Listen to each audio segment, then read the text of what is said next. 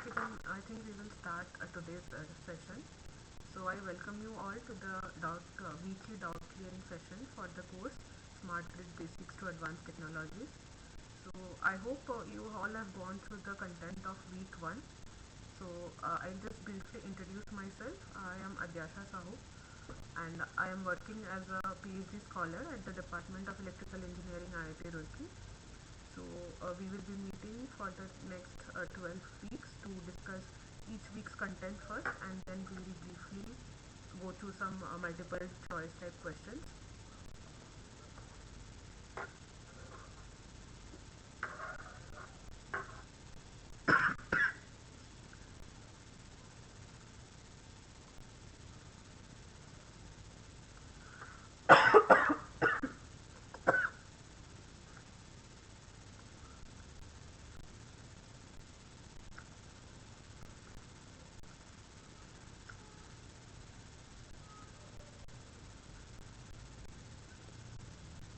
So we will start with first the conventional electrical grid. How is its components? So as we know, the electrical grid, it starts with a generating station.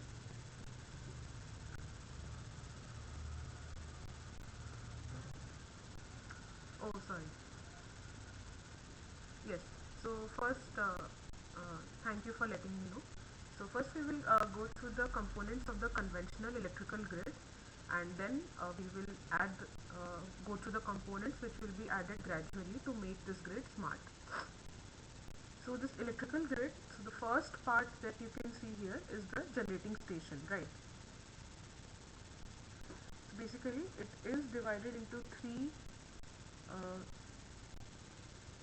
major components or major parts, you can say. So the first one is this generating station, where basically your actual active power,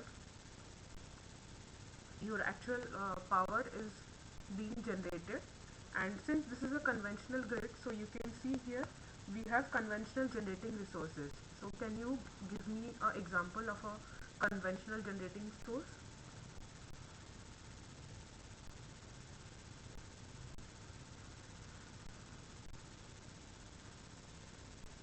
Yes, hydro is one. Yeah, nuclear. Sorry,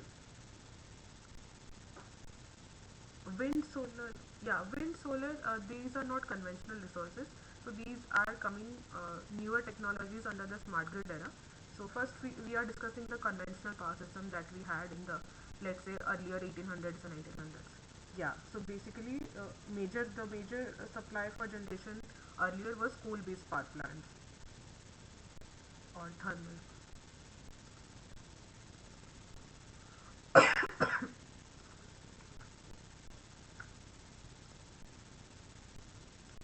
Yes, so you can see, and hydro basically, if you are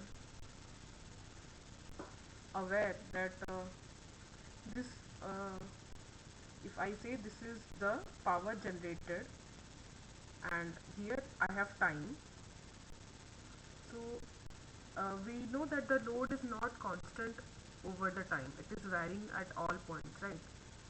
So so at each time instant we know that the total sum of the power from all the generating resources must be equal to the sum of the total load demand at that instant, at each time instant. So can anyone say why it is necessary to ensure this, that the generator power generated should match the power that is required or the load at that time?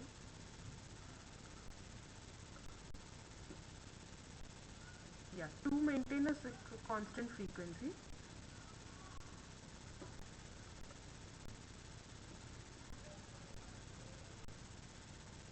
To maintain the frequency, so the frequency of our grid is 50 hertz, so it can be some other thing, as we know in the other parts of world there are also grids with 60 operating at 60 hertz. So basically we ensure this so that we have a constant frequency throughout the grid.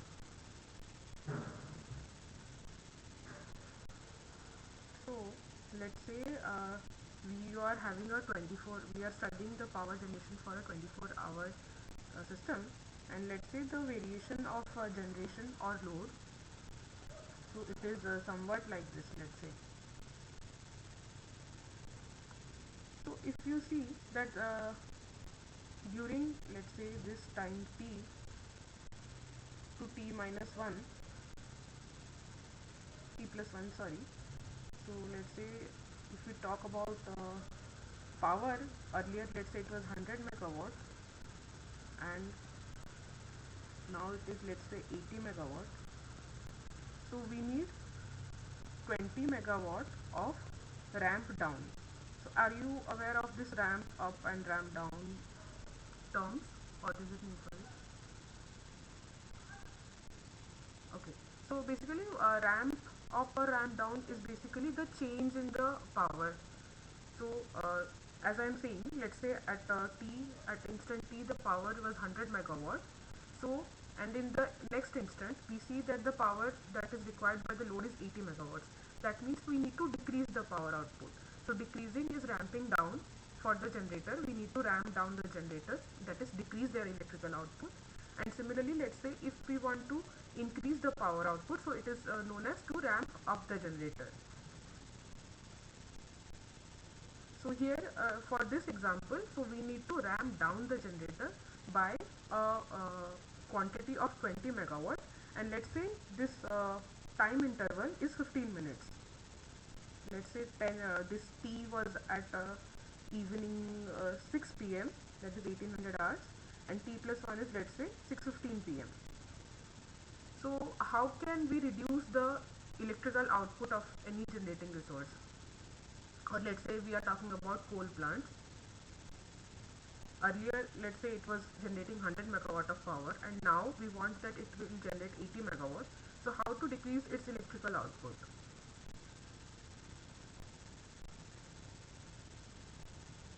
Transformer will actually, what transformer, we step down or step up the voltages, not the power.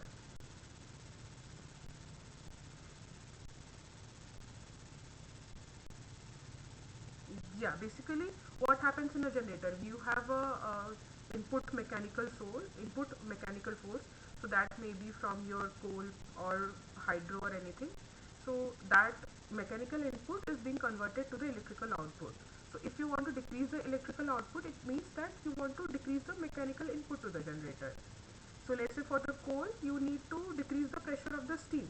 For the hydro, you need to decrease the pressure of the water that is inflowing by shutting down the gates of the dam or whatever that you have. So these plants basically, if we majorly talk about the coal plants, it may not be possible to suddenly decrease its output by such a huge quantity, 20 megawatts, in a such short amount of time, because already you have some steam pressure temperature is there. So decreasing it suddenly is not possible due to its mechanical constraints. So what we say that the ramping power of a coal plant is less. That means it cannot very easily increase or decrease its output in a very less amount of time. Is it clear?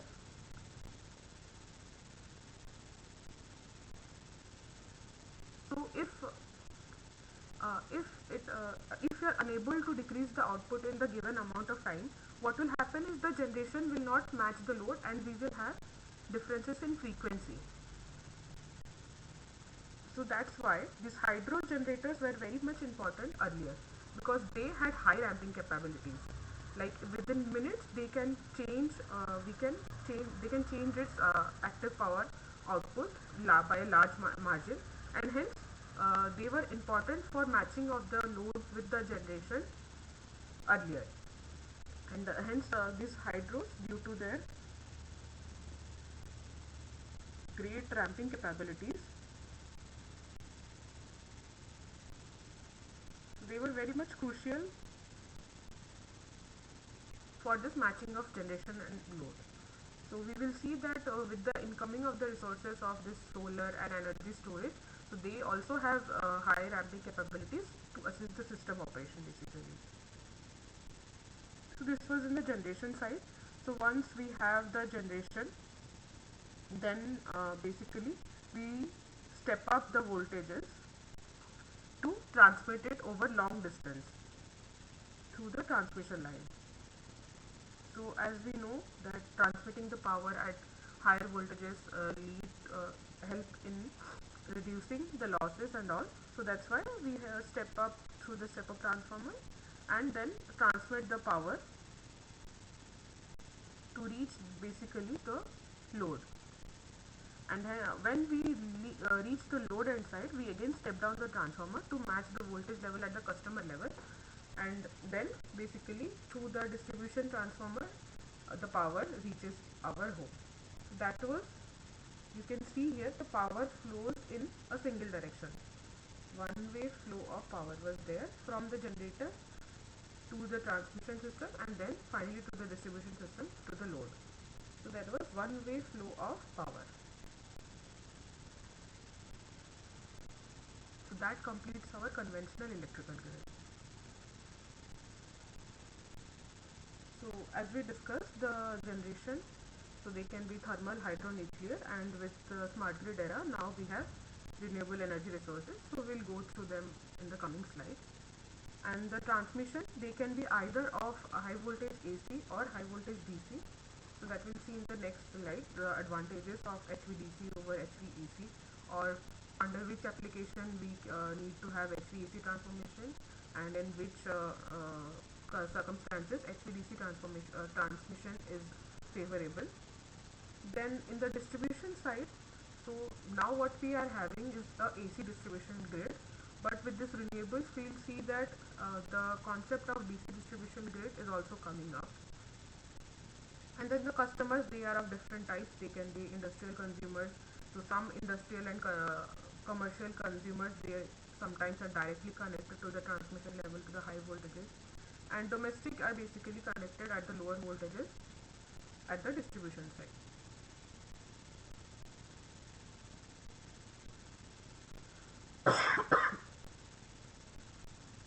Okay, so we will discuss some of the advantages of the high voltage DC transmission over the HVAC transmission. So first is the lower transmission losses. So why are we getting lower losses for HVDC system?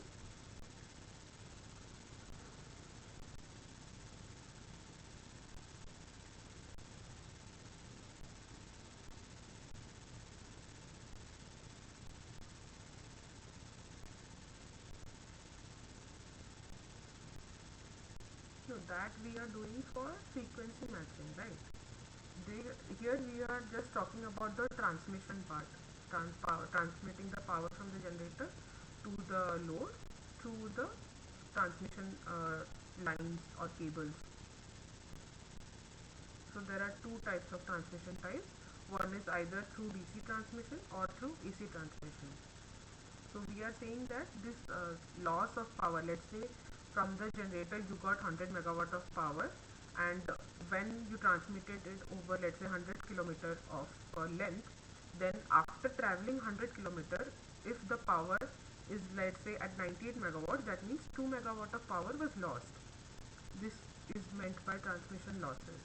And if so the lower these losses, because you don't want the power to be lost while transmitting, right? You want that the power be consumed at the load end. So that's why we want to decrease these losses.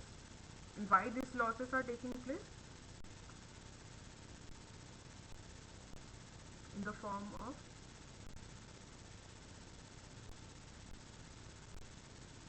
yeah, power factor, because in DC we don't have the reactive power part.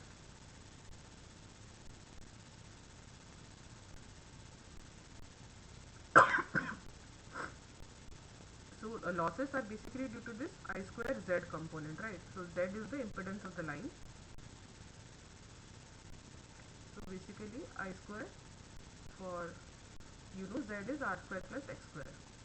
So for HVDC you have only R, and this is the loss, right? Total loss, which is dissipated in the form of heat, or we know that. Yeah. So since in the DC part we don't have this reactive power, so hence the transmission loss for the HVDC is less. Then if we talk about the cost effectiveness, then HVDC are costlier systems. But when we are transmitting over large distances, the cost of the HVDC system, if we compare the cost of HVDC with the advantages that we get with the advantages of power loss,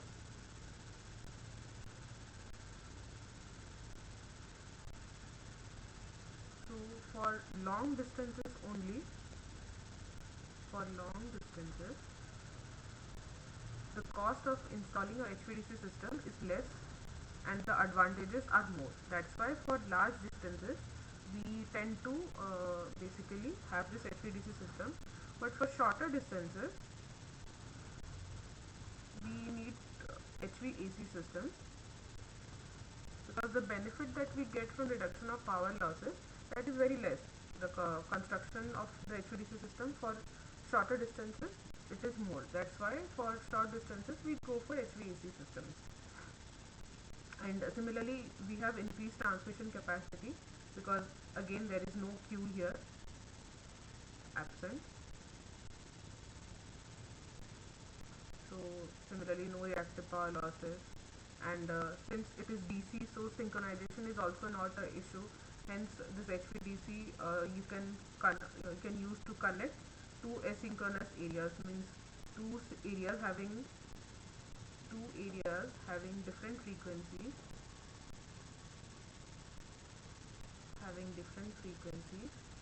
can be connected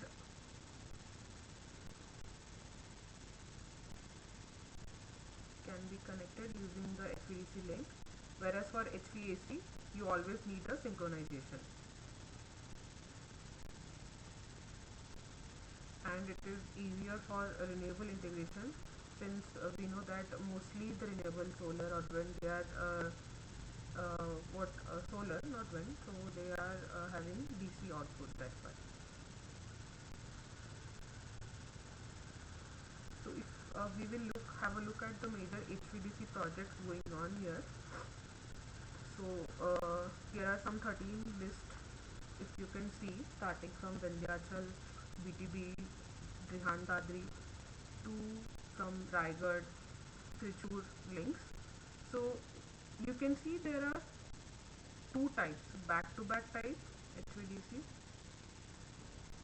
connections. They are either back-to-back type or point-to-point.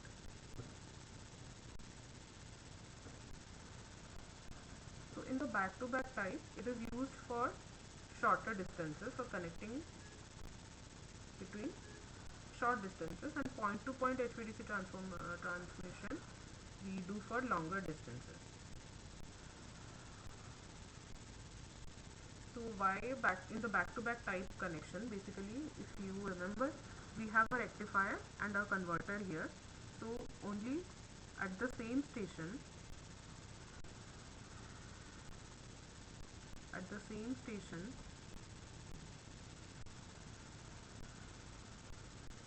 the rectifier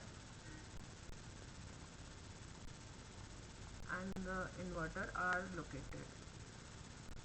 Whereas in point-to-point connection, they are located at different stations. So here you can see the triangle ones are back-to-back type. So one is here at 7th, 1st and 6th. So there is only one single station, but the point-to-point transmission with the circle ones, you can see it is over large distances, such as this Talcher-Kolar line connecting between east and southern. It is a huge line here. Similarly, this Champa and Kurukshetra line. So point-to-point, they are for larger distances.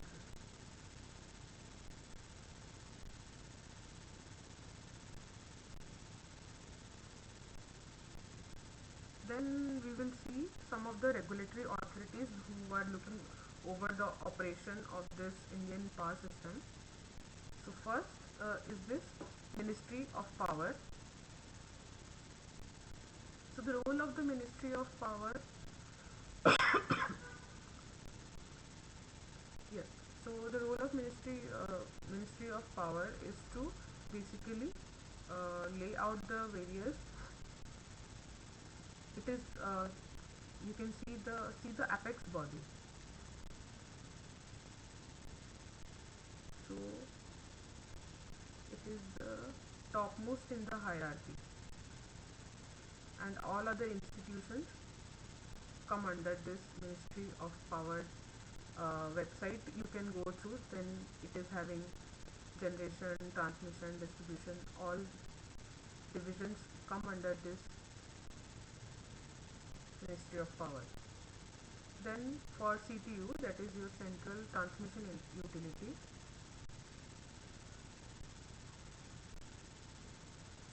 So do you know who is the Central Transmission Utility in India?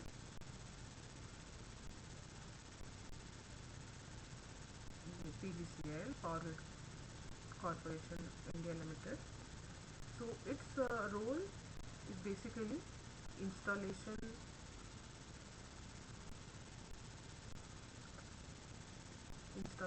expansion, maintenance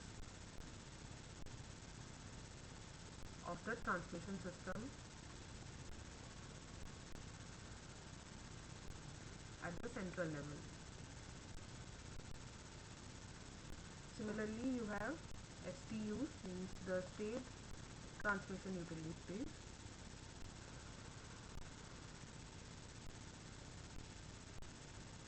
So they have similar roles as to the CTUs, just that they look after the transmission system within the state, monitor the transmission system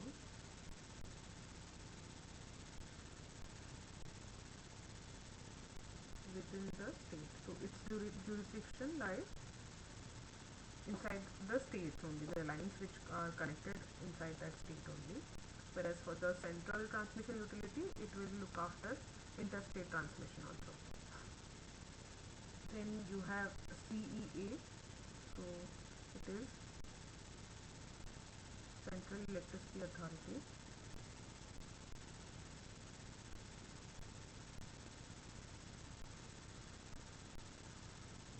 So its role is to frame various acts and policies,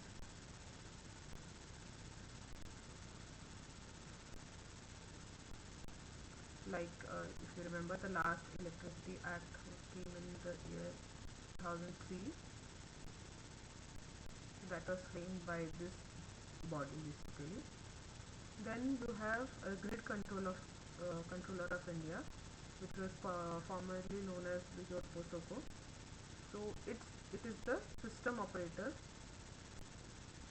of our country. So it is system operator of India. So its task is to basically monitor the grid and manage the day-to-day operations, such as to maintain the voltage, frequency, the line limits. It ensures that no line is being overloaded during certain times, and it is also basically checks that market operation. We will discuss this during market operation also.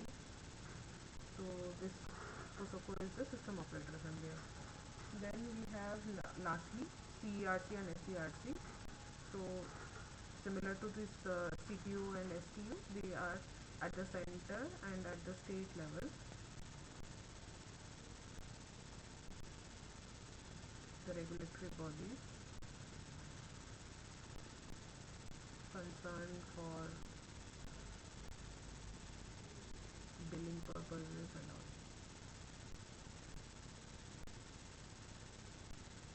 These are the few regulatory authorities. Then some features of the smart grid. I think we'll discuss it after this now. So next we will see what are the factors that are affecting the performance of the existing grid, how the existing grid will getting challenged. So firstly, the increasing demand of electricity. So as we know, we are a developing nation, so more and more industries are being added to the system, which in turn is basically reflected by the increase in demand of electricity. So as and when there is a increased demand for electricity, that means what? You need to expand the generating. Expand will be the wrong term for generation. Basically install the new generating sources to be able to meet the new load demand. Similarly, after generating this, again you need to transmit this power. That means you need to expand the transmission system also to be able to handle this increase in power.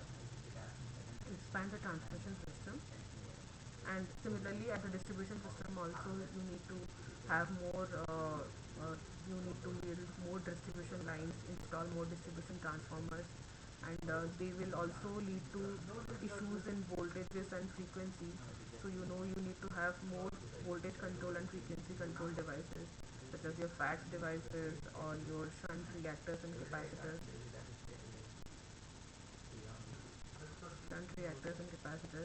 To maintain the health of the system. So all this involves a huge amount of money in crores, and hence requires a meticulous planning of the entire this generation, transmission and distribution system to be able to the future electricity demand. Otherwise what will happen? It will lead to shortfalls of electricity. That means you will not be able to meet the load demand. There will be load shedding. As you remember, previously there was huge load shedding because we were insufficient to meet the demand. So load shedding will again affect the economy, because let's say there is a huge industry and power is being cut off from it, means the plant has to shut down for certain time period. and the factory being shut down means it will affect its productivity, and hence it may face losses. Then another concern is the loss that takes place in transmitting power. So transmission and distribution losses, because these are not useful power that is being used by the customers. So these are the power that is lost while transmitting the power from generation to load.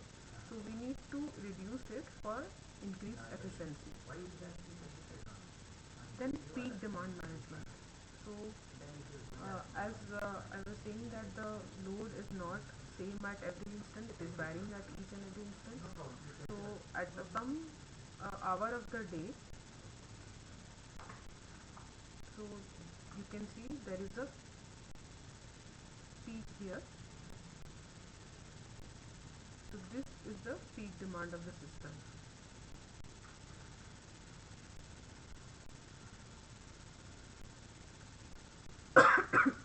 So again, to basically increase the power output from its previous to the peak demand instant, or then decreasing the power from the peak demand instant to the following instant, you need ramping capabilities, as I was saying, and hence this peak demand management is crucial. Integration of renewables are also a challenge to the present grid, because they are possessing different new situations which we were not earlier aware of. So if you remember, I said that in the electrical grid there was one-way transmission of power. But with this renewable, what is happening that there is injection of power in the distribution side also.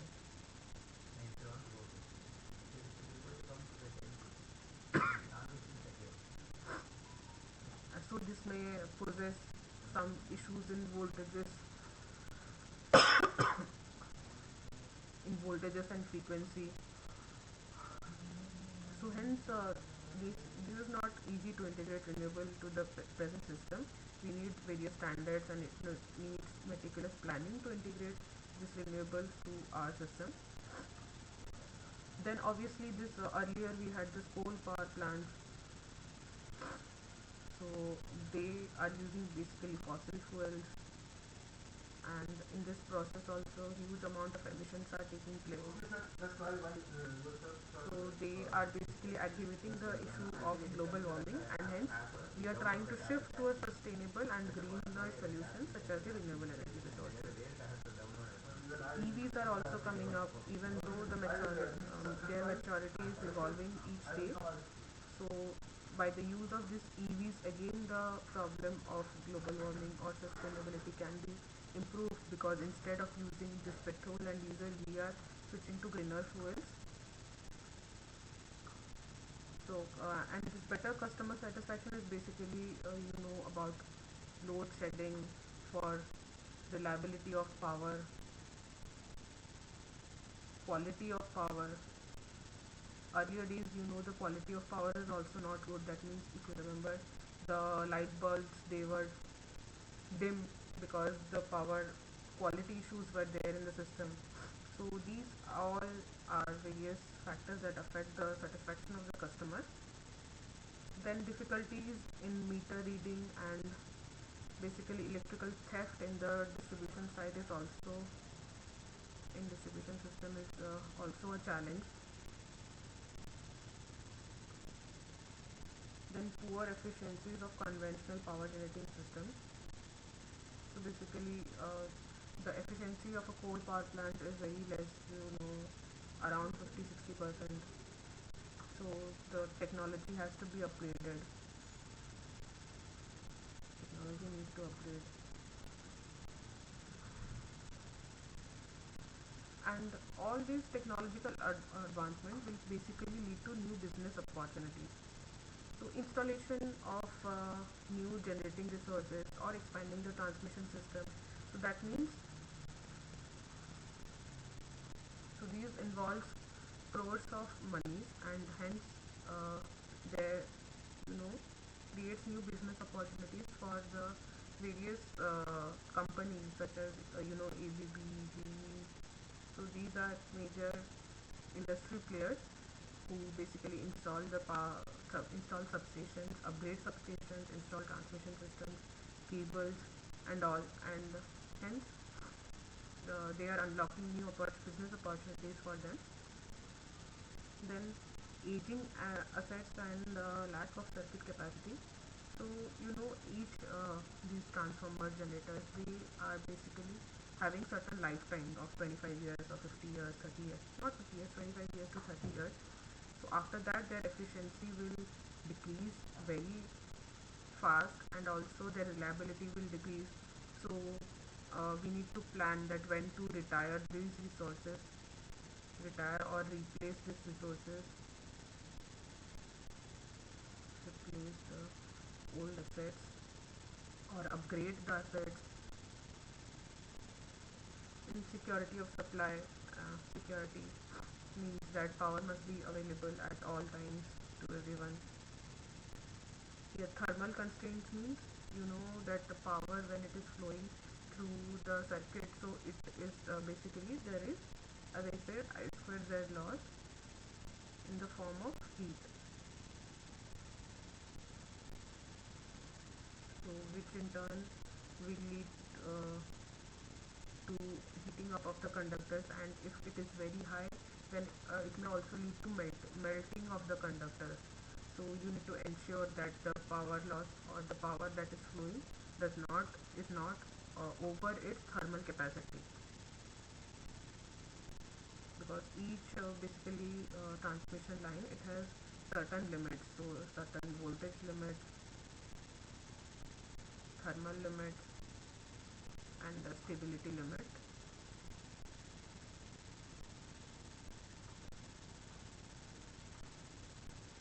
Then various operational constraints need to be monitored. So operational constraints always means voltage and frequency, and nowadays it is also, inertia is also coming into the play. We will read about that in the next few weeks. So basically you need to ensure that voltage is within certain limits, and similarly frequency also lies between certain bands to ensure smooth operation.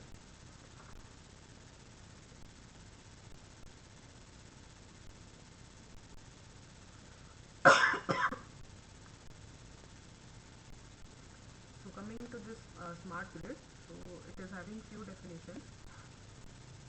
So the first important thing that we need to highlight, that it allows for two-way. Yes, the recording of the session will be provided. So after this meeting, I think they will regulate with you the recording of the session. So it will be uploaded on YouTube, and you can go through that link to basically go through the session. And also the slides also I'll be uploading in the Google Drive link. So you can also get the slides through that link. I think they will share those links with you shortly after the session. So both the slides and the recording will be available. Yes.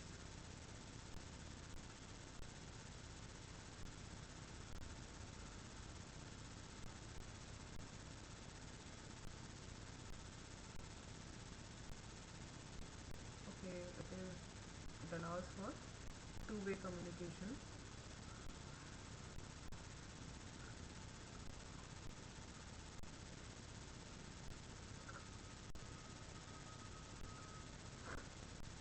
Between the utility and its customers, and along this communication we have sensors along the transmission line to monitor basically the grid, which makes the grid smart.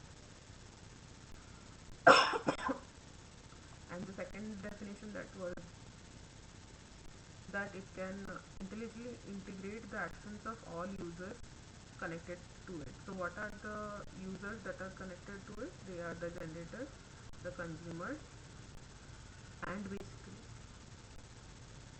generators, consumers, and also those who help in delivery of power, that is your transmission system, distribution system, to deliver sustainable and economic operation of the grid. So it It employs innovative products and services along with intelligent monitoring and control for the self-healing technology. We'll see how this all are taking place basically. We'll go through each section one by one. So what are the duties of the smart grid? First is efficient transmission that we talked through this HVDCs and all.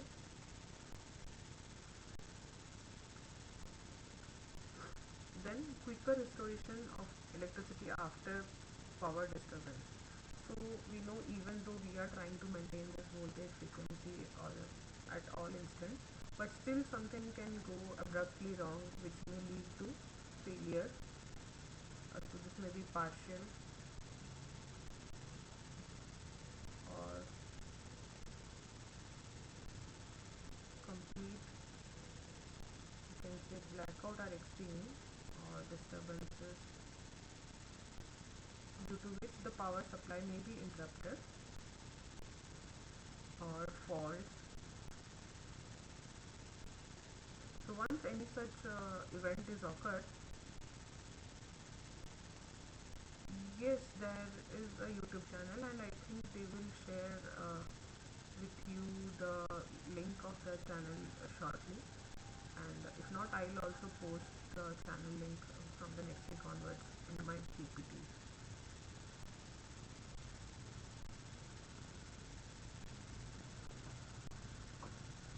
Yes, so what I was telling is in case there is a fault in the system, so what we need that to recover from those faults as quickly as possible so that the security of power supply is maintained.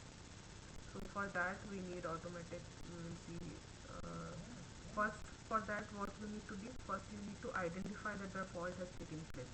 For that you need sensors or PMUs installed everywhere so that you first identify that such a situation has occurred. So first you have identified, then you will take the action. So we can automate this process which leads to the feature of self-healing grid basically. So this will ensure faster recovery after a fault so that the reliable power supply can be supplied to the consumers at every instant. Then reduced operational and management costs for utilities will lead to lower power costs for consumers. So this is very evident. So at the utilities, at the generating station ends, so if it is economic, means to let's say generate power earlier if we talk about per unit, for 1 per unit amount of power, let's say earlier it was taking some 3 rupees or something like that, and due to certain innovations, let's say this cost comes down to rupees 2. That means the consumers will be also charged less, because if you are generating at lower price, means again you will charge the consumers also less, so that the price will be reflected at the consumer side.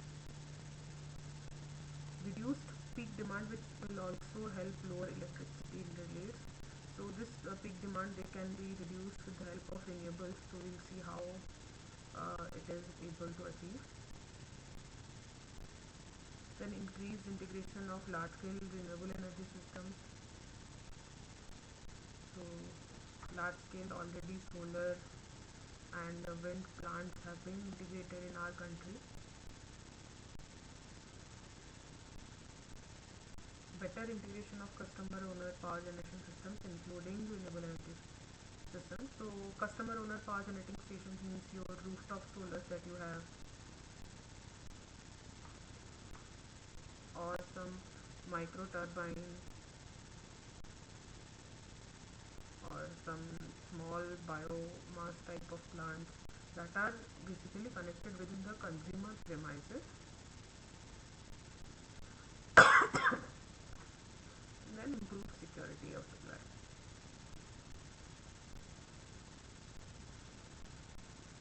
So the components of smart grid, there are 4 major types.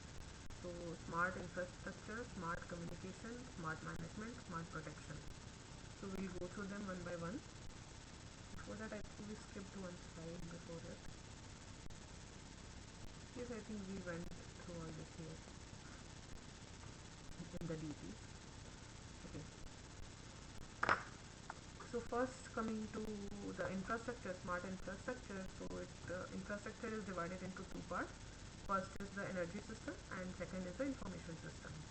So in the energy system we have generation, transmission and distribution, and in the information system basically we have smart meters, sensors, laser measurement units and the information management. So we'll go through them. So first, in the smart energy system we had generation. So these are various new technologies, renewable energy source technologies that are coming up under the era of smart grid. So these two reciprocating engines and gas turbines. So the input to them is basically gas as fuel base type, and in fuel cell, so hydrogen is recently the newer technology. So you know that even government is pushing for this hydrogen based cars, and also hydrogen storage concept is coming. So hydrogen based fuel cells and all. Then we have wind. So in our country, you know that the states of Gujarat and the southern states, so we have onshore wind farms already installed. Onshore wind farms. And now we are also exploring offshore wind farms. So what do you mean by offshore wind farms means? Do you know what is offshore wind farm?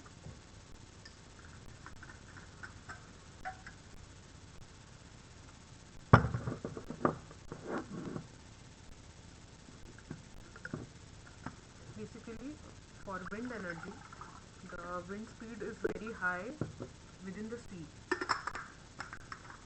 So in the onshore wind farms, they are located in the coastal region, but on the land. But offshore means if we will install it in the seabed, basically. You will have some platform on the seabed, and then you will install turbines on that platform to capture the wind energy. Like you must know that there are oil extraction platforms in the cities of Mumbai and all, where in the sea we have platforms and then we extract the resources from there. Similarly, we can install wind farms within the sea, far away from the mainland, and then we will have basically cables and all transmit that power back to the mainland. So the main motivation for that is because we have good wind speeds over those areas. So we are moving towards that offshore wind farm. Then next we have geothermal plants also, and ocean and the tide. Okay, photo PV systems we all know. Then biomass. Yes. Sorry.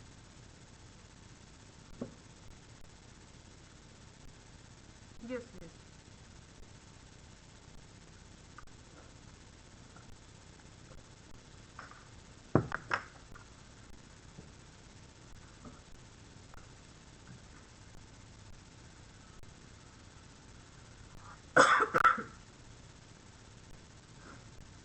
Then small hydropower also we can have.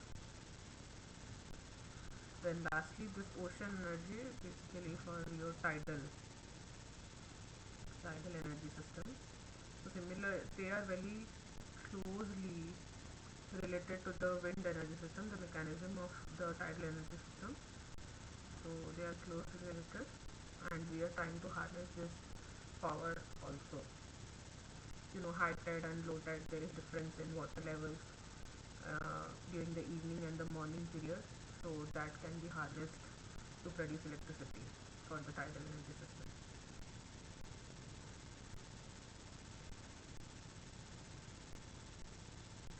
Hydro is your rivers, right?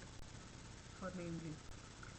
Tidal is when you have ocean or sea. So there is the phenomena of high tide and low tide, basically in India, where basically in the morning time, I don't remember whether you get high tide in the morning or low tide in the evening. basically the level of the sea the level of the sea varies during the day. So the difference in height, basically the difference in that volume of that water, so that gives rise to the tidal currents. So that's why in the evening period they ask not to go into the sea because of those currents. So those stream of currents basically can be used to rotate the tidal turbine, similar to the wind, where basically the wind flow is used to rotate the turbine. Similarly, due to this high tide and low tides, we have tidal currents flowing in the stream in the oceans, and this basically tidal currents can be used to drive the tidal energy system. Similarly, you have turbines installed in the seabeds, and they can be used to harness this power. So this is relevant in India, as I am aware, in the state of Gujarat. So if you remember here, it has some two gulf here, right? In the Gulf of Khambat, I am aware of. So it is very favorable for installing tidal energy system. Even it is the second best location in the whole world for tidal energy systems. The speed of the current is very high, around 5 meters per second.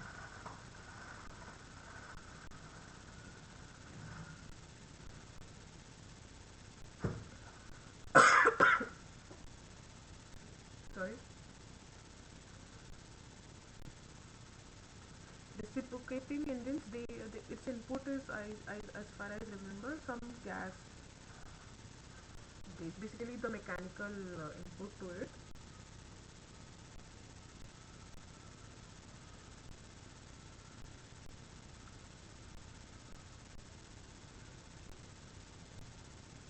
Then in next aspect of smart energy system, we have transmission system. So under that we have smart control systems, smart power transmission networks, and smart substation. So what we mean by smart control centers is basically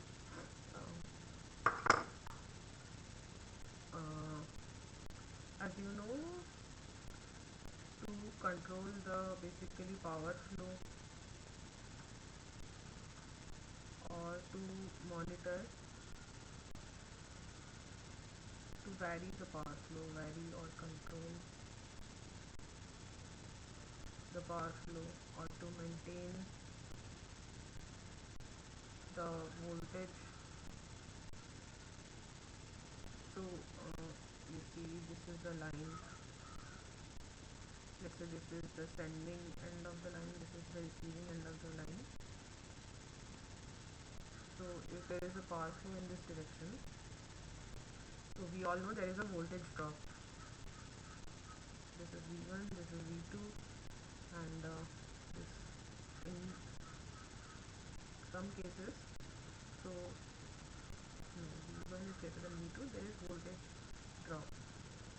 But this drop in voltage, basically V1 minus V2 drop, should be low. And if it is high, you know, we connect various compensating devices here in the form of reactors and capacitors. So basically capacitor, if this voltage is low, if V1 basically if V2 is very low, then we have a capacitor which injects basically extra power, reactor power, to boost this voltage. Capacitor compensation is used, and if V2 is very high,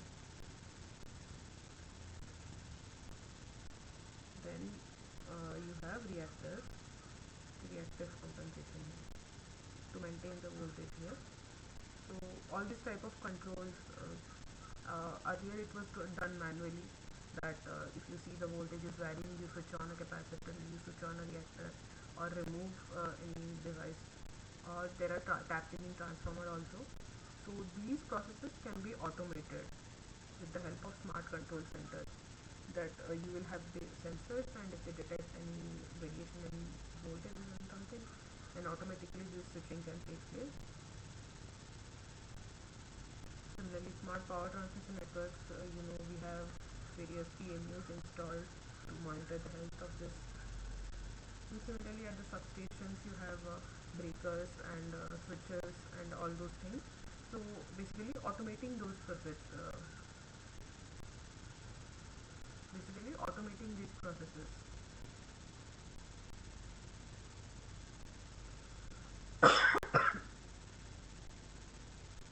Then next in the smart energy system, we have distributed generators.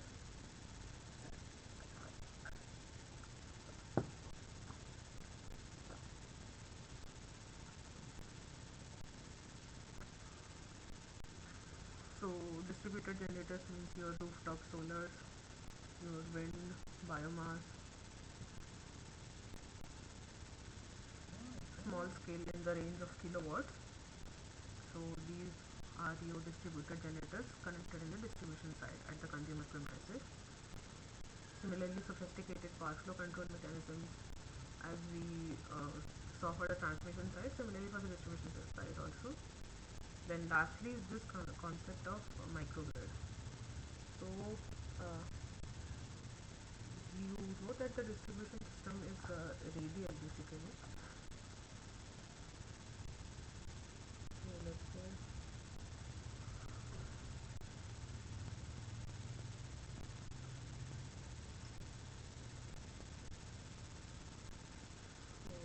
this is typical, let's say, distribution system, a single distribution system.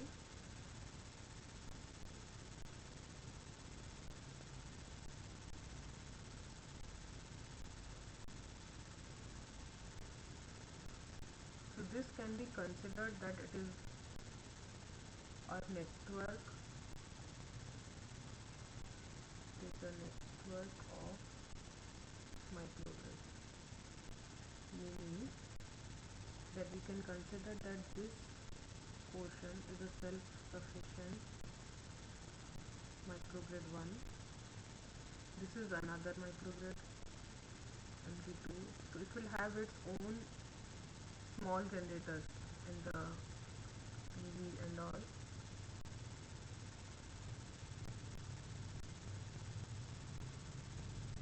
Similarly, this is your, you can say, another microgrid.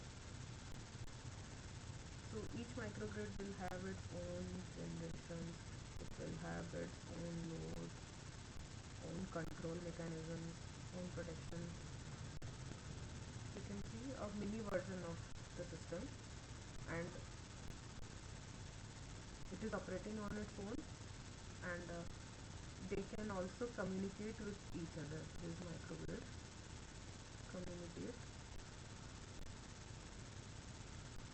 with each other to ensure their smooth operation.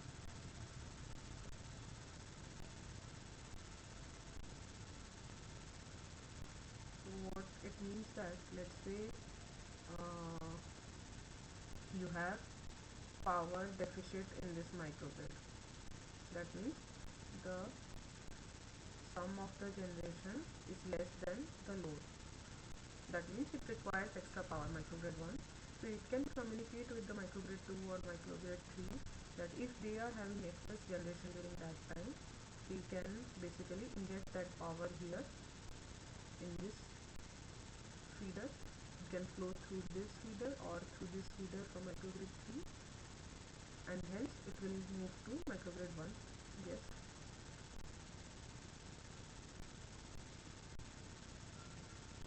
Sorry, I don't get you. Fast internet.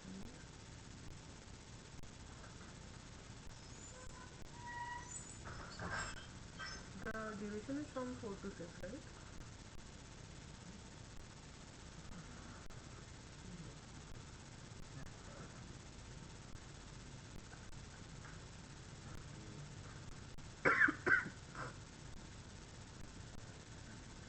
Then in the smart infrastructure, we had smart information system.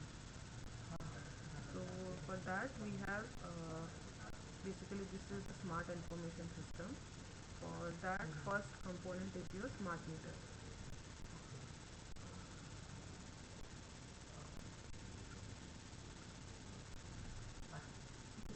Okay. smart meter will basically collect the data from your household and using certain communication lines it will be passed to the utility. So they can be wireless or wired, we will see that. And then this smart home area network, so it is considering various components in a typical household, that there are EVs, there are different kinds of loads and all. So this whole thing becomes a home area network, and then the data from the smart meters is basically through the certain communication channel, it is passed through the utility, and similarly the utility can also give signals to this network, home area network, if it wants to convey. We will see that in the last part, the automatic meter reading.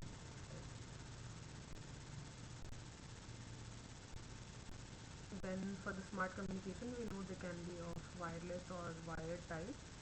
So in the wired type you have communication through fiber optic channels or through power line conductors. So you know, power line conductors, that the same conductor which is used to transmit power will also be used for communication purposes. And similarly you have wireless networks, different wireless networks such as your through satellites or through radio cognitive signals, cellular signals and all. So those are wireless modes of communication. Then next is smart management. So for the smart management, we need that the efficiency must be improved, the cost must be reduced, and obviously this demand and supply must be ensured. These all we have discussed, emission also, and utility maximization.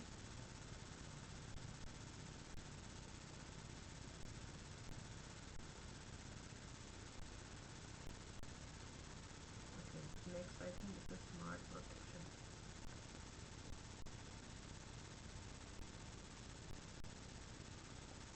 So firstly is system reliability, meaning that the continuity of the power should be maintained. The power must be available at all times to everyone. So for that what you need to is to protect the system from faults, protect from faults or recover quickly.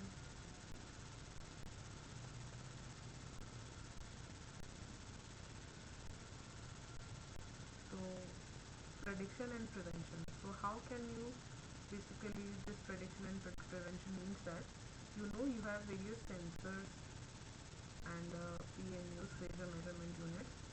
They are being installed in the network. So what they do, they will sense various electrical quantities such as voltages and currents, and by having that data of the voltage, we can basically predict whether the system is stable or unstable. So once we see that the system is unstable or weak, so we can have a plan ready beforehand, before something happens, to prevent it, right? So that is meant by prediction and prevention. Then failure identification, diagnosis and recovery. As I said earlier also, the identification is the first part. But first you need to identify that certain fault has taken place at certain part of the system. And once you have correctly identified, then only you can have the contingency plan, that what you need to do to remove that fault part or to basically re-energize the faulted part and hence recover the system quickly. Microgrid protection, it is possessing certain challenges due to the integration of renewables, because earlier again this renewables, they are giving this bidirectional power flows, and hence the earlier protection system will fail in these scenarios, which we had earlier protection schemes. They need to be reframed with the addition of this renewables. Then security and privacy. So what is happening, privacy meaning here is that smart meters are being installed. That means your personal information is being captured in the smart meters and being given to the utility. So that may hamper your privacy. How it can hamper? Let's say we will know that your consumption patterns, right? That let's say they are observing your consumption pattern over the day, so they see that in morning you are consuming something, and let's say after 10 o'clock the power is zero, power consumption is zero because everyone has left the house for offices or schools or something, and then in the evening around 7 p.m.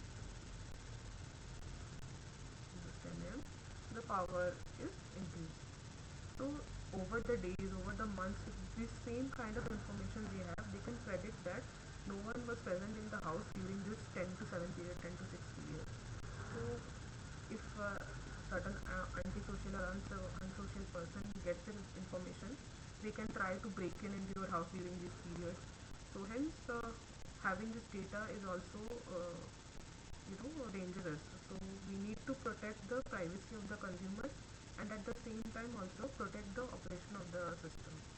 So for that we have different techniques that we basically don't give this information directly to the utility, so we scale it or scale down to some quantities in such a way that the attributes of the power system like voltage and frequency are maintained, but also it will not give away the actual pattern of the home.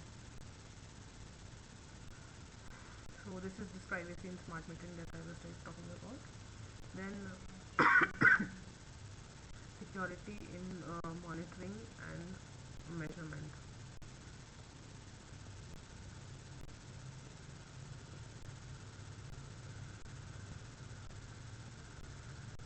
Then what are the barriers then to the smart grid technologies?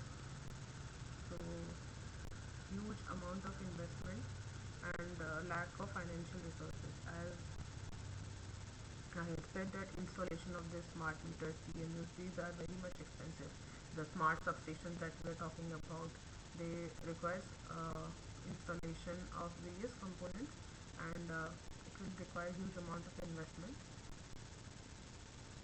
Then market uncertainty, meaning that obviously this installation will be through certain private and public players, and it is not quite certain to predict their behavior, right? Then lack of regulatory framework. So all these smart grid concepts and all, they were not present earlier. So for that there are no standard rules that are present in the system. So hence we don't have proper regulatory framework that let's say if this situation happens, what should be the action taken by the government and all. So those rules and frameworks are to be framed, those definitions and standards and all. Low public awareness and engagement. So that that also the government is trying to ensure. If you remember, it is coming up with various schemes for installation of rooftop solar. It is giving certain subsidies for solar installation, subsidies for purchasing electric vehicles, and also for hydrogen. I am aware it is giving certain subsidies for those kind of plants, and through that it is trying to make aware the citizens of this sustainable energy concepts. Then lack of innovation in the industry. Lack of innovation basically means that the technology is not that much mature, because innovation is not taking place in rapidly, because earlier when PV was there, so now PV is a mature technology, but earlier its efficiency was very low, cost was very high, but then research developed and now it is a mature technology. But coming to other such as this hydrogen or storages, the storage devices, so they have certain challenges till now, and hence we require innovations. And this electric vehicles, so they have low efficiency, they have issues of heating up and all, so that all needs to be improved. Then lack of infrastructure. Obviously we don't have all these smart meters and controls and communication present currently in our system, so so those kind of infrastructure are not present, and again they are due to lack of investment. And technology maturity that I was talking about in this innovation point, technology has not fully matured in most areas, this tidal or biomass. So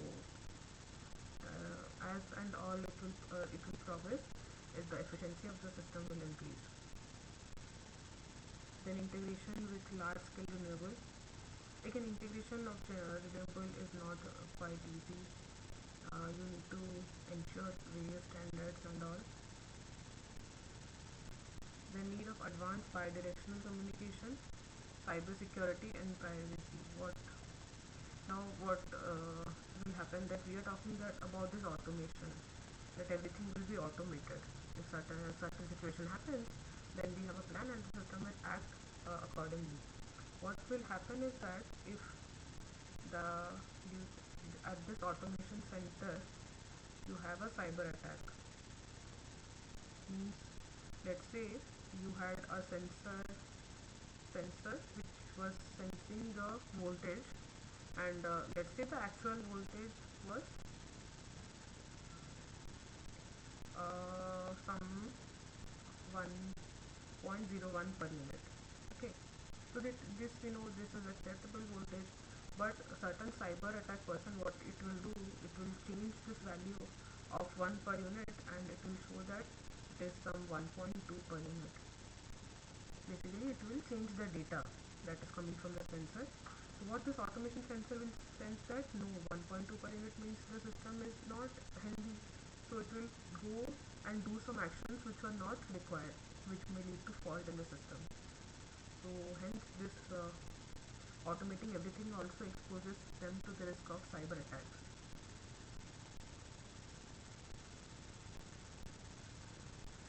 Now coming to the architecture of the smart grid, so we have here 7 major domains that we talk in the smart grid. So starting from the generation, bulk generation, transmission, distribution, then customer domain, and they interact with the service provider domain, operation domain and market domain.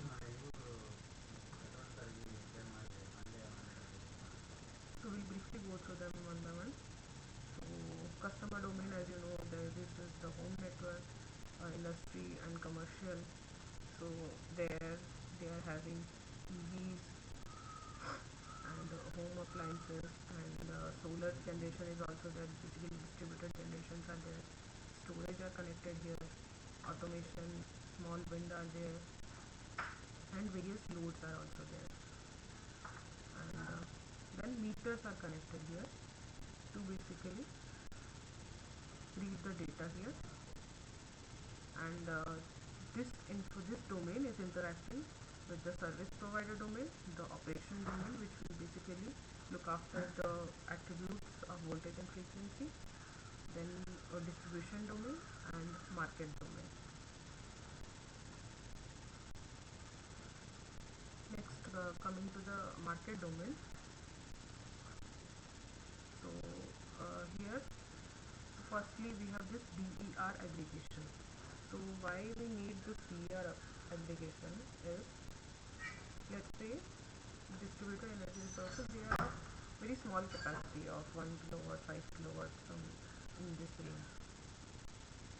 So if we look at the bulk power system, this is very insignificant amount of power, but if 10-15 consumers, they aggregate to form 10-15 such distributed energy resources, they aggregate, then they can have significant influence on the operation of the power system. They can participate in the market domain if they are aggregated. So for that we have aggregators. Then trading, basically as you all are aware of this stock market and all, similarly we have power markets also. So in this power market, what we have, we buy and sell energy.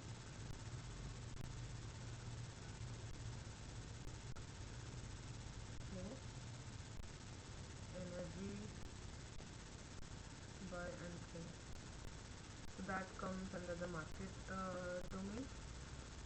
Then market operations, basically what is the price discovery,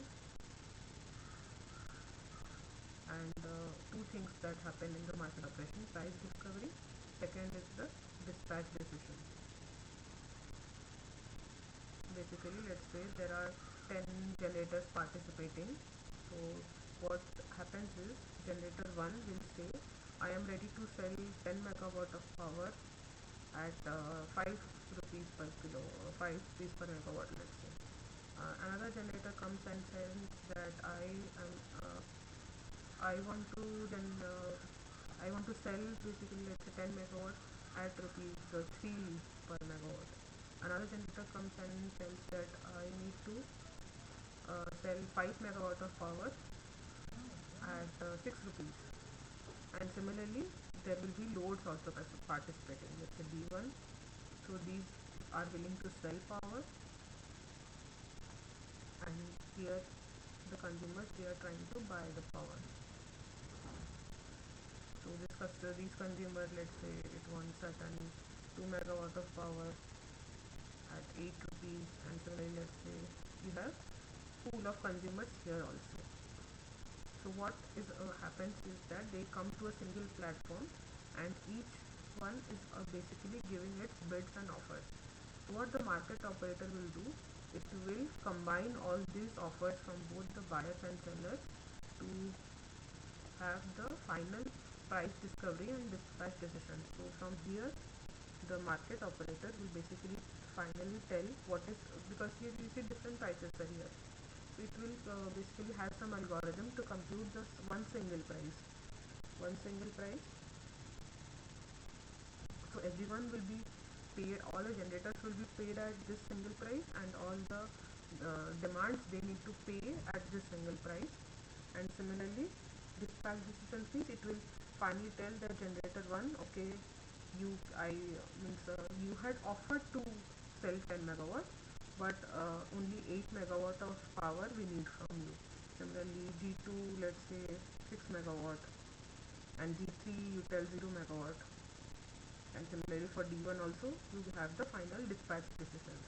So basically price and dispatch. So is this clear?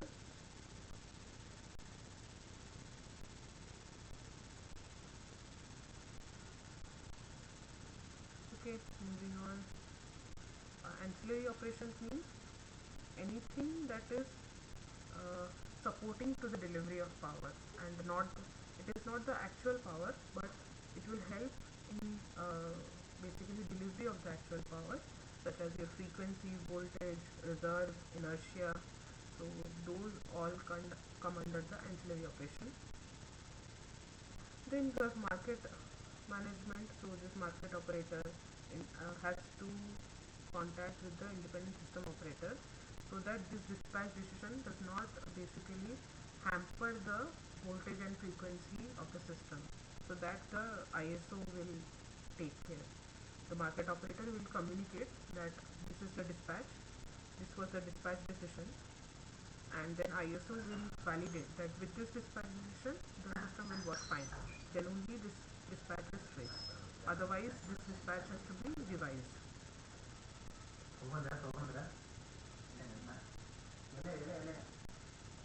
Then we have service provider domain, we have operation domain.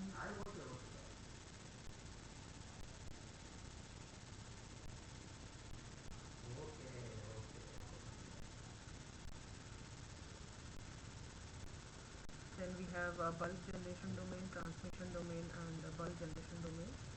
So service provider domain, it will have the building management, home management, billing, account, and all those. Similarly, the operation domain, it is monitoring the fault, then records, assets, and planning of the system. Extension planning studies also are done by this operation domain. Basically all the function of the system operator. Then bulk generation domain, we have talked about this domain also previously. Transmission domain, bulk generation domain is separate, I think distribution domain.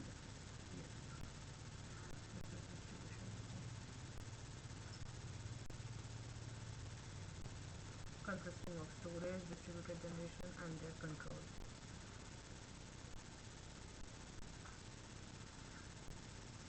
Then lastly, this advanced metering information. So for that, the first component is your smart meter. So data is connected from the smart meters, and the neighborhood area network or NAN is formed, and all these data are basically here at the meter concentrator. So this is passed on to this meter data management system through certain communication network, and this there is by-way information flow. So this data from consumer is given to the utility, and utility also gives certain communication if it wants to the consumer.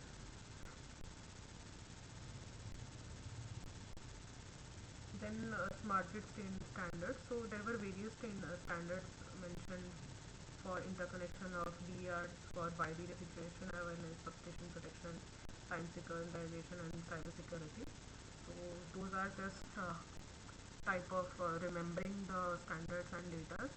So I have not gone through that in detail. If you want, we can discuss that, because it is just you need to remember that which standard is for what and all.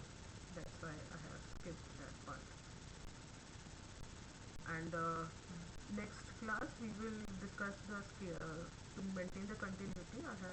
We will discuss distribution of automation and SCADA part in the next session.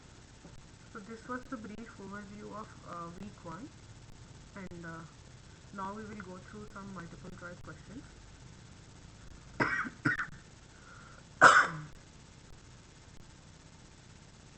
So the first is the typical voltage level of the primary customer is. So you can basically type in the chat box your answers.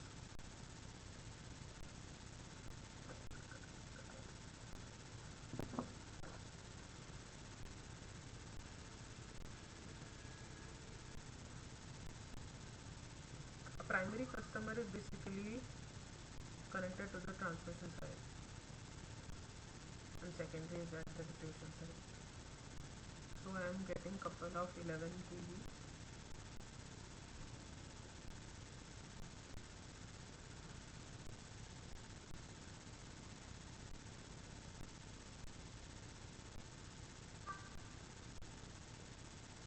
Yes, 11 kV is basically the right answer.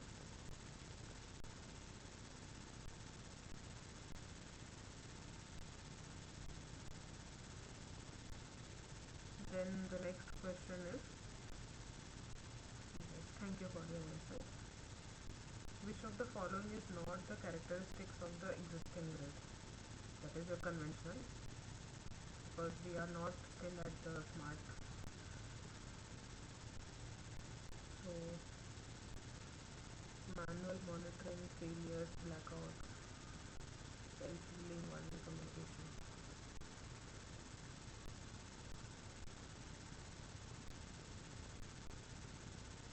So what is self-healing? Can anyone just unmute and answer? Anyone can answer.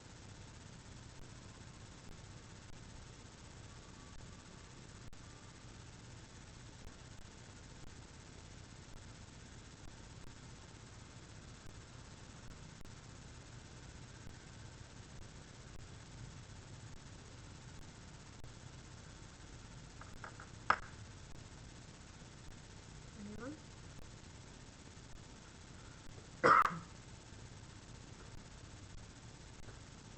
I think system should restore itself after fault. Rajesh Kumar says that. Anyone else? Auto disclosure where system attains suitable level without an intervention. That comes from Athar Padhy.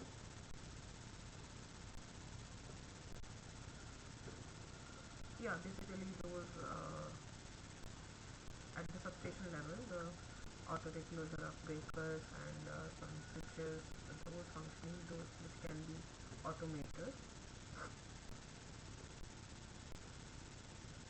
So that is self-healing, but right now manual reclosures are there at most of the substations. or this takes place only after certain phone calls if they receive by substation. So that feature is not a part of the existing list. So now we are having manual monitoring, and failures and blackouts are taking place, and obviously one-way communication is there because we don't have smart meters till now in our homes and premises. So self-healing is the feature of smart grid.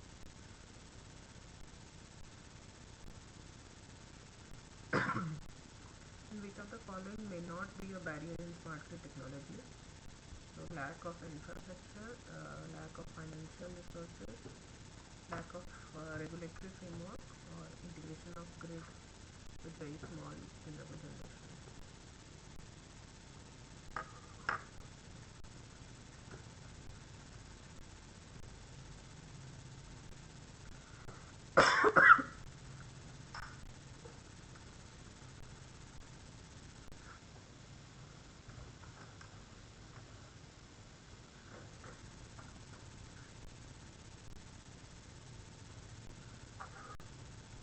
Yes, so integration of grid with a very small renewable generation. So that is already happening. So that does not present major threats, but integration with large solar plants, that is still a barrier for smart grid technology.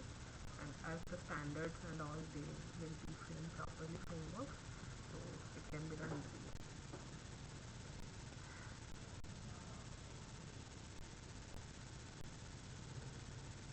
Then according to the standard of IRIT, the time synchronization accuracy requirement is up to 0.5 microsecond, 1 microsecond, 2 microsecond, or 0.1 microsecond.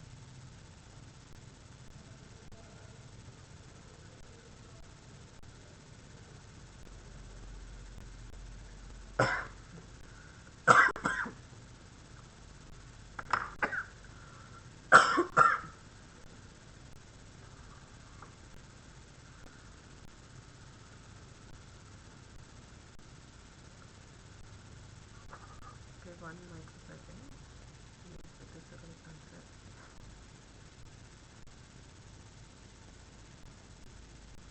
Then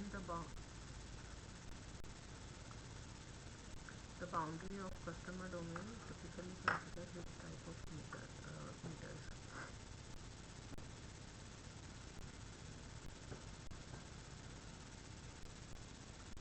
If it is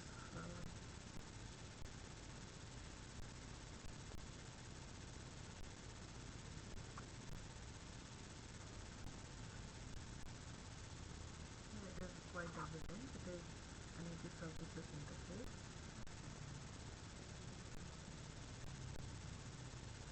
Then the service provider is communicating with which domain? Bulk generation, distribution, transmission, or customer.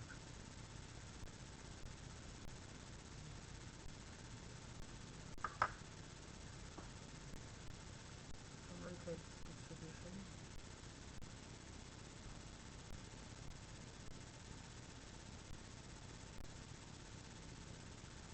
I am getting mixed response from distribution and customer.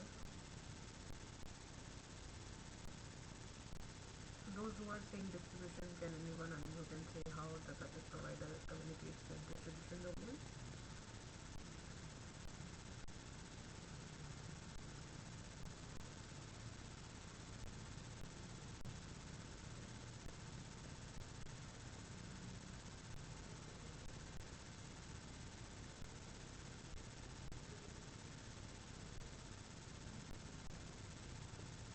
What is the role of service provider?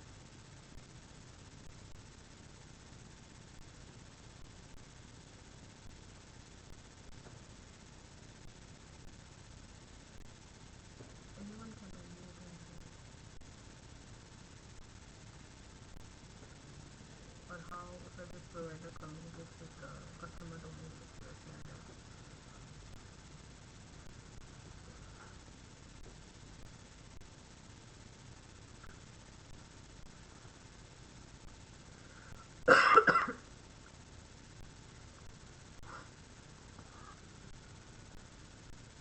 service provider is interacting with customer domain only,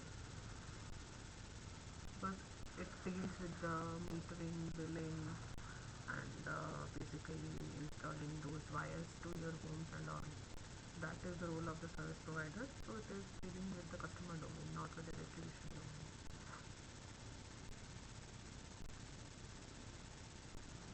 And again, this is factual. In which of the following standard the practice for interconnecting distributed resources with electric power systems, distribution, secondary networks.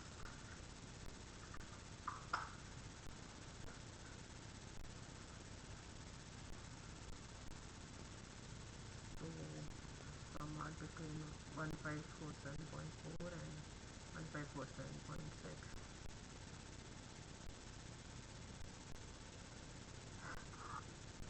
So this we just have to remember the standard number and what does it say.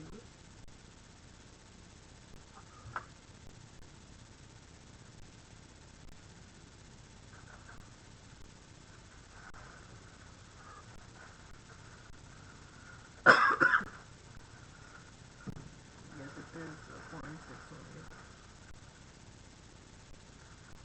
Which of the following methods both power and data are transferred in the single conductor? Fiber optics, cognitive radio, power line, cellular communication.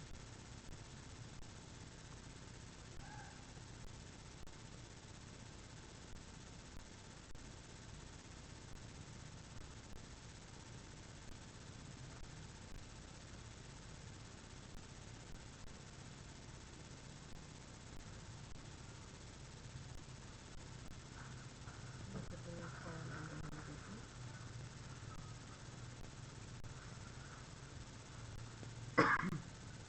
Grid assets are bought and sold in which domain?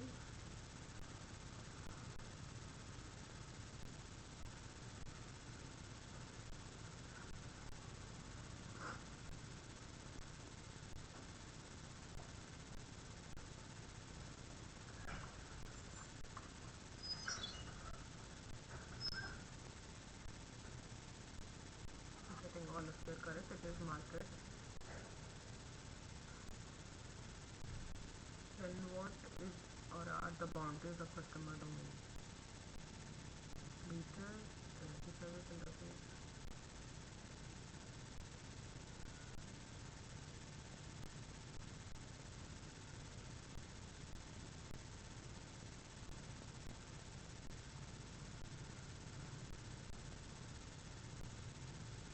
Yes, it is correct.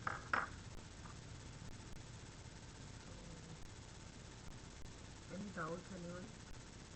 Because we have ample amount of time with us.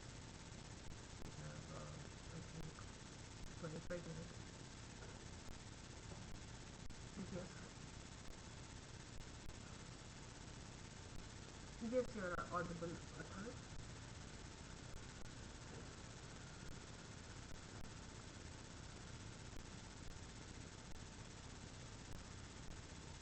Athar?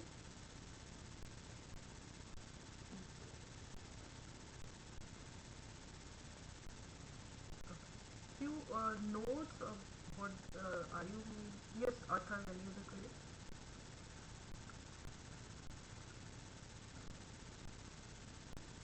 Yes, Ankush, as I can see, you are asking about how to make notes.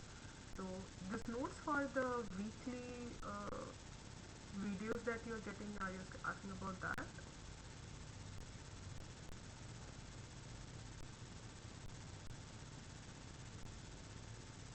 You can unmute freely, there is no worry. Yes, yes, Athar.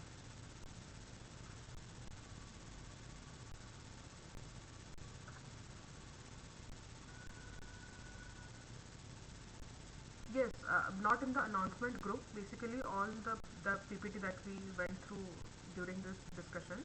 So I'll be uploading it in a Google Drive, and that drive link I think they will share with you shortly.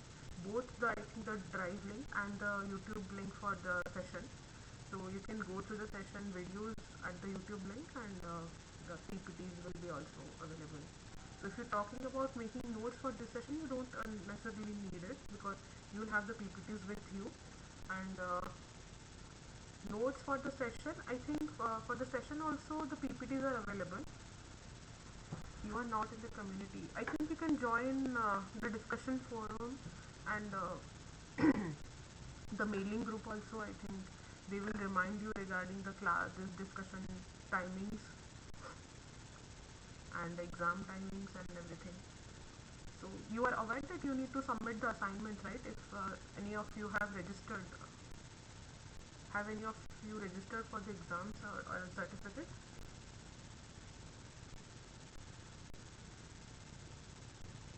So to get the certificate, you need to basically submit the assignments. I think week 1 assignments, they will be live right now, and I think by Tuesday or Wednesday you need to submit those assignments.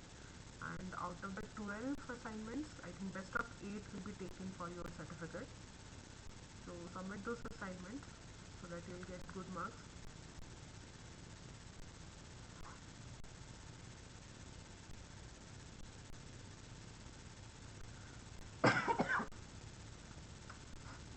So may I know your backgrounds, like are you all BTech students or something like that, or some from industry, or what is the purpose for joining this course, so that I can move in that direction in the next sessions?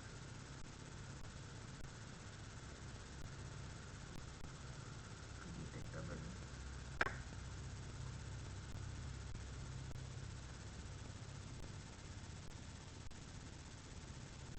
No weekly class notes. Weekly class notes are not there.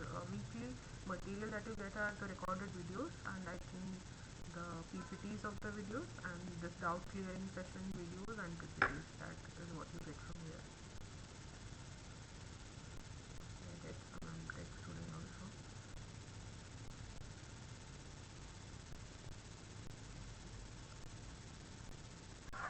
So I think we rushed towards the last while discussing the domains, and also if you want to discuss any concept in detail, like the market domain is quite interesting to me, because basically I'm a PhD student, so my work is basically focused on this market and operation domain. So if you want anything to know in detail, we can discuss this. There is no link joining community. Which community? I think the announcement forum will be there, right? The link for what basically?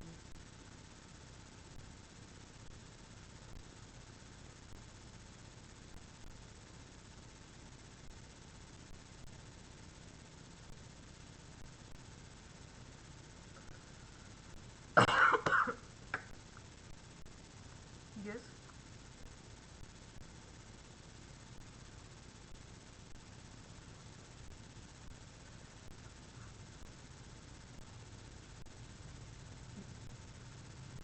Yes. Mm. Yeah.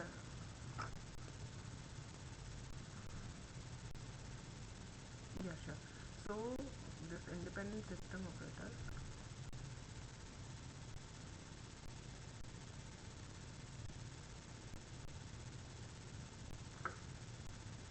So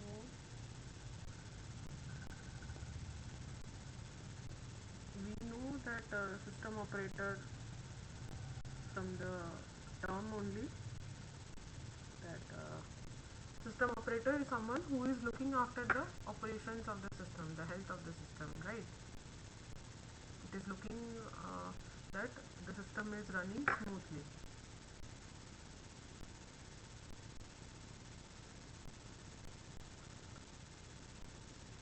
So yes. So then why we are attaching this independent prefix to it? So that we need to understand. A systems operator who is someone who is monitoring basically the voltages, the frequency, the line power flows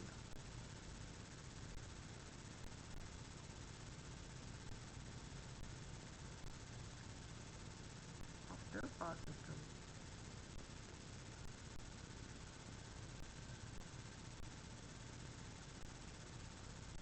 So here we are attaching the word independent because I told that the independent system operator is in close contact with the market operator. Now in the market operator, as I said, what here it was doing the market operator, it was discovering the price discovery and the dispatch decisions. And do you remember what input was given during that time to the market operator? So this is the output. What was the input to the market operator? It was the bids or offers in the form of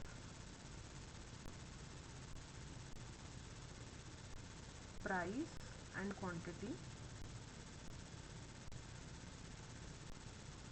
by the buyers and sellers. Who were the buyers? Basically by the load and the generator. So these information was input to the market operator, and depending upon these bids and offers, the price discovery and dispatch decisions are taken into account. So during this whole process, you see nowhere the system operation is being considered, right? We are not considering that what will be the voltage, what will be the frequency, what will be the power flow. So what may happen is when these dispatch decisions come out, let's say we have a 6-bus system here.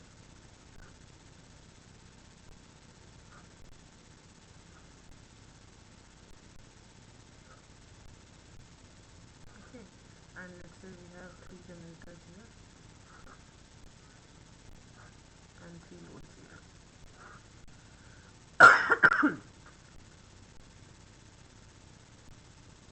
Yes, if you want to disconnect, you can disconnect.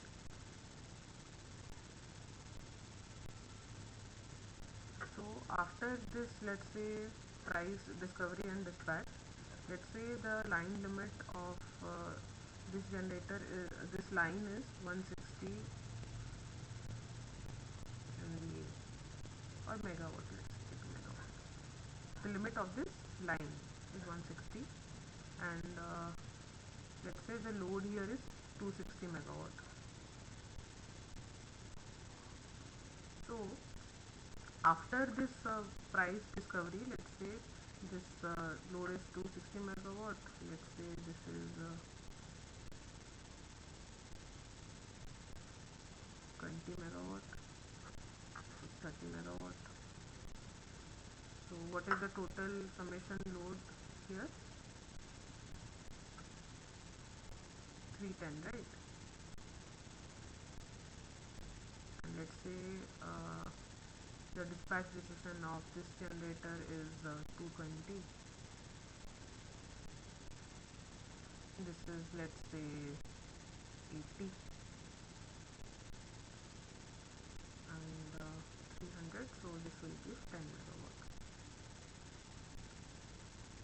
So these dispatch decisions you get after, let's say, the market operation, and when what will happen, only these dispatch decisions, am I clear till now?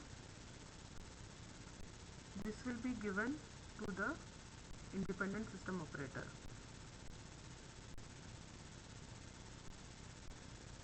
The market operator does not, are you aware of power flow calculations?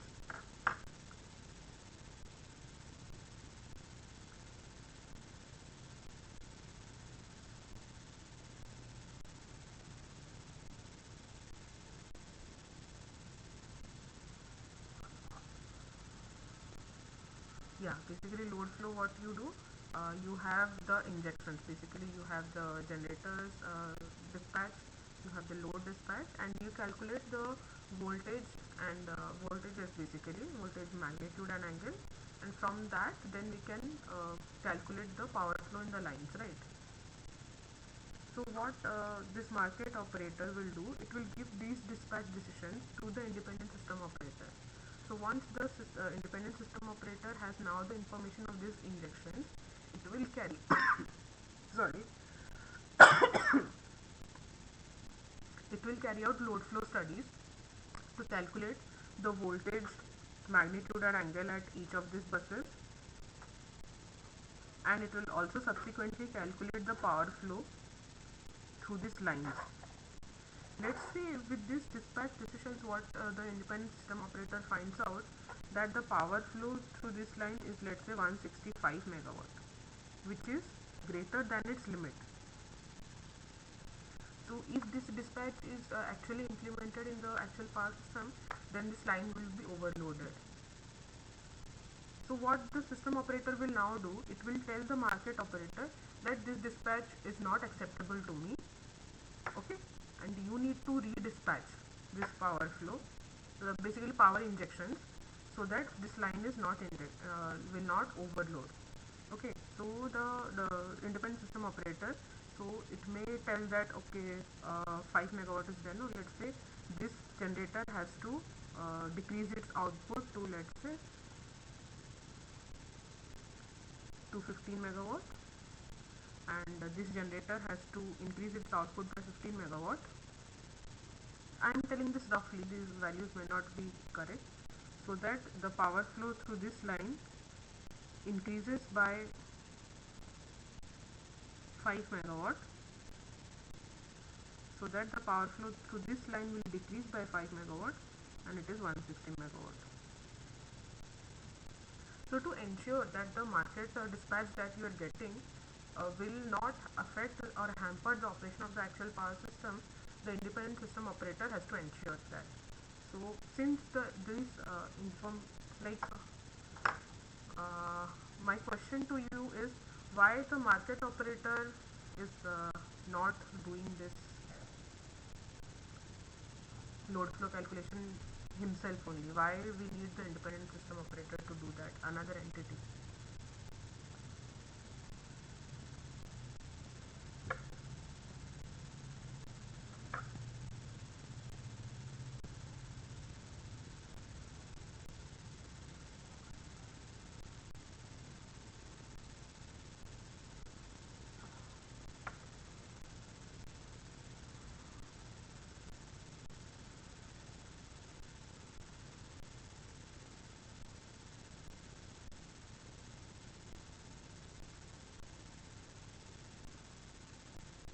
System, see, what part of the system? Like, already market operator is giving the generator dispatch results, right? And this information is basically the generator first told, no, that I want to generate 220 megawatt. Then only the market operator is giving. So the generator company knows its limit. No, if it is a 250 megawatt power plant, it will not bid only 300 megawatt in the market. It will bid only within its capacity. So generator limits, I think they will be taken care of. Then what next? What other information you need for load flow?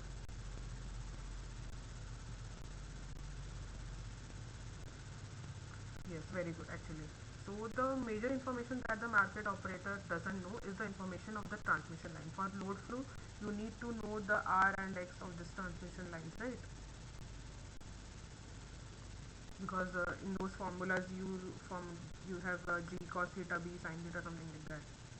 So this D and B are basically network parameters, and they are unknown to the market operator. These information are private, or these are not open to the market operator. They are with the system operator. So system operator can do the load flow. So it is told as independent system operator. In the market, you see prices are involved, economics are there. So the independent system operator, here we use the word because its motive is only to ensure that the power system will run smoothly. It does not care about the money that is being involved. So for that we are saying that it is the independent system operator, because what will happen if the market operator will have the data of the lines, no, it can manipulate the system to get like market operator and some generator which they may gamble and they may play with the data of the line so that they get more profits. So for that the information of line is private to the independent system operator. It does not consider any economics. It is only looking after the welfare of the system. So that is the task of the independent system operator. And sorry.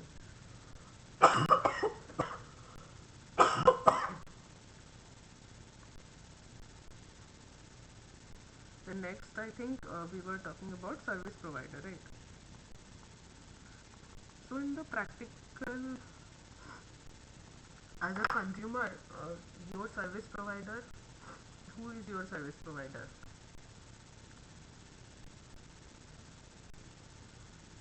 Yeah, true. So what the role, the basically the all those role of the discom, that is of the service provider, to collect the bills, to collect the meters, to connect the power to your household, or if any the power cable if they get damaged in that level in your customer domain. So if the wire that is coming from the pole of your street to your home is damaged, so you call the discom, right? You don't call the state transmission utility or the CTUs or something.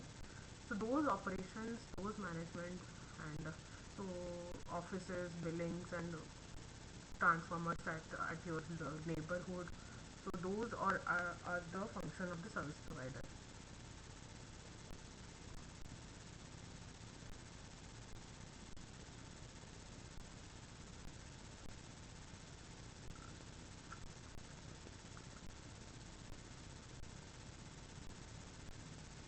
Is it not clear? Sorry.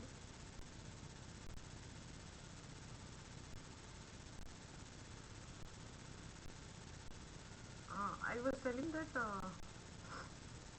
anything that happens within the any fault near to your house, or in the neighborhood you have a transformer in your locality, so the billing of your house and maintenance of those lines, installation of cables and all, so that any function that the discom performs, you can say that is somewhat similar to the service provider. YouTube channel link, if you want, just wait for me.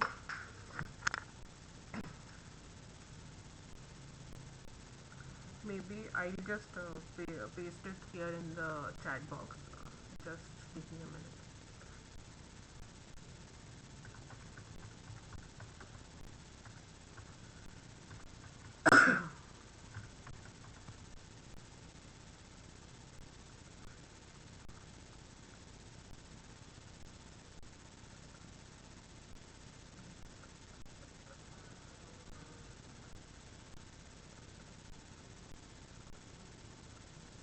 I have posted the link in the chat box.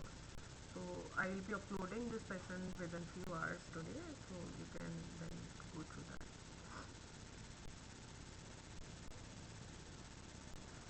So are you all from the same college, or there are different people from different?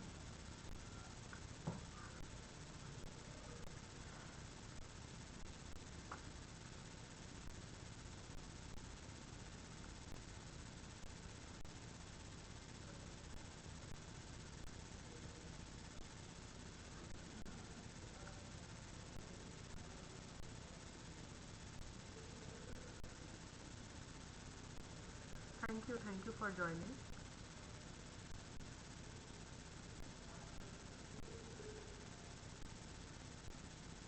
Thank you, Pradeep, for joining. So if you have any other doubt, you can ask. We might discuss. We have few more minutes with us.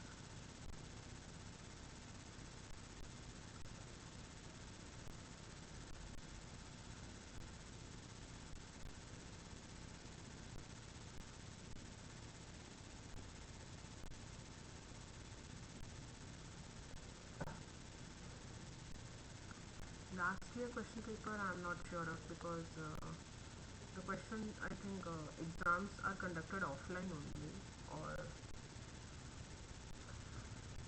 past papers actually I don't have idea. I'm not sure.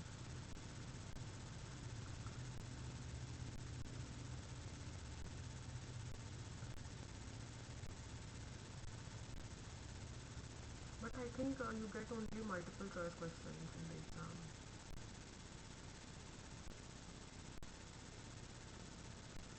Format of the question paper. Actually, these all I think I am handling the live sessions. So there is a discussion forum, I think. There the TA concerned with the slides and exams and assignment questions.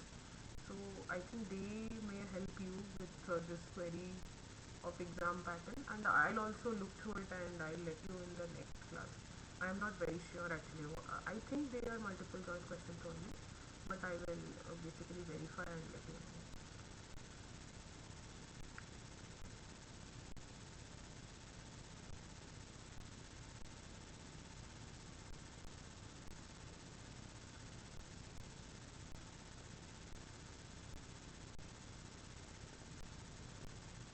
Sure, thank you.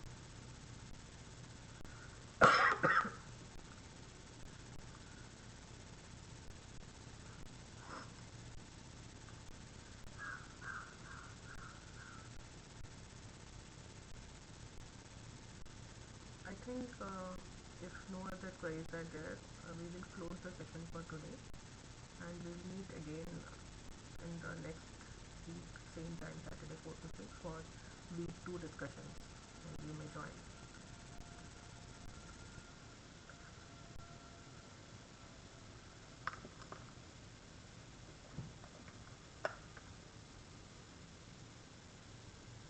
Are we able to get contact emails?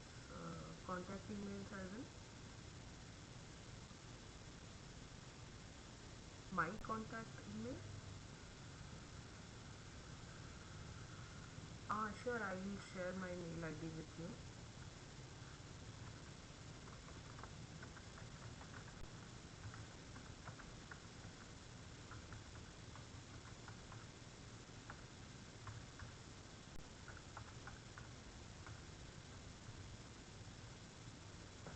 This video I'll upload tonight.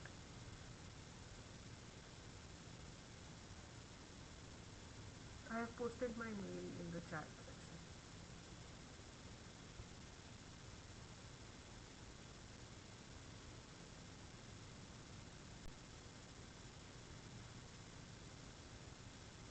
No problem, thank you.